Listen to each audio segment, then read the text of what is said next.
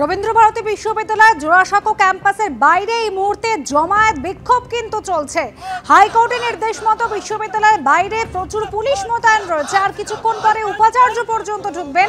তার আগে বিক্ষোভ জমায়েত তৃণমূলের শিক্ষাবন্ধু সমিতির।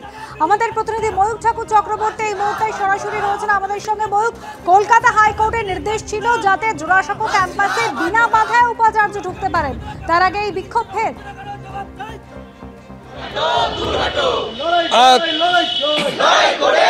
দেখো, গতকাল রবীন্দ্রভারতী বিশ্ববিদ্যালয়ের উপাচার্য তার ঘরের বাইরে তৃণমূল ছাত্র পরিষদের তরফ থেকে তালা লাগিয়ে দেওয়া হয়েছিল। এরপর মহামান্য কলকাতা হাইকোর্টের নির্দেশ যে আজকে পুলিশি পাহারা দিয়ে উপাচার্যকে ভেতরে ঢুকতে দিতে হবে। 12টা নাগাদ উপাচার্য আসবেন, 12:30 থেকে তার মিটিং হওয়ার কথা হয়েছে। কিন্তু এই মুহূর্তে বিশ্ববিদ্যালয়ের সামনের ছবিটা আমাদের ক্যামেরা পার্সন অভিজিৎ দত্ত যেটা দেখাচ্ছে, দেখো আমরা রবীন্দ্রভারতী বিশ্ববিদ্যালয়ের একদম গেটের সামনে রয়েছি।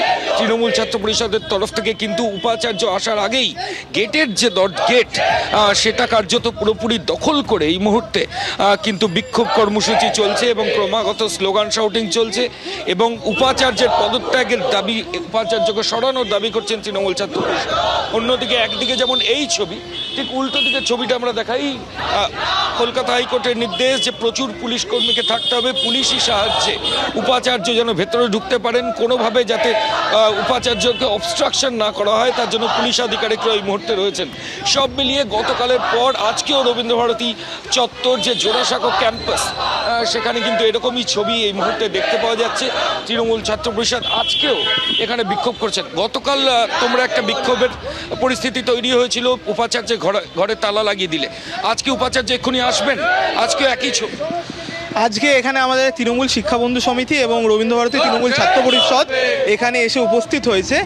যেহেতু উনি কালকে হাইকোর্টের থেকে একটি রক্ষা কবচ নিয়ে আসবেন, তাছাড়াও আমাদের ওনাকে, যেহেতু উনি আমাদের গুরুজন, তাকে আমরা কোনোভাবেই হ্যাকেল বা বিশ্ববিদ্যালয়ের প্রাঙ্গণে আমরা বাধা দিতে আমরা পারি না, আমরা সেটা দেবও না। কিন্তু আমাদের তো একটা যে কোনো কিছু নিয়ে আমাদের আন্দোলন করার অধিকারটা তো আমাদের রয়েছে, এটা আমাদের ভারতের সংবিধান আমাদেরকে দিয়েছে। আমরা আমাদের মতো আমাদের কর্মসূচি, আমাদের সংবিধান মেনে আমরা আমাদের নিষ্ঠা ভরে আমাদের যে কর্মসূচি রয়েছে আমরা করব। একটি শান্তিমূলক ধর্ণা কর্মসূচি এখানে হচ্ছে, এটা চলতে থাকবে।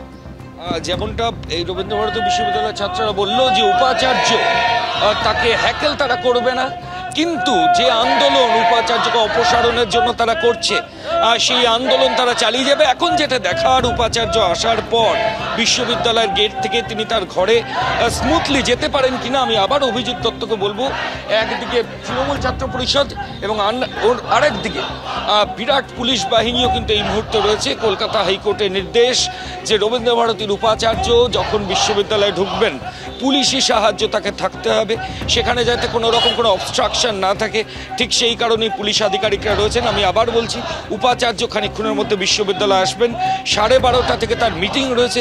গতকালও তার ঘরে তালা দিয়ে দিয়েছিল তৃণমূল ছাত্র পরিষদ, যদিও আজকে তারা দাবি করছেন যে তারা শান্তিপূর্ণ আন্দোলন করছেন গেট আটকে রেখেই।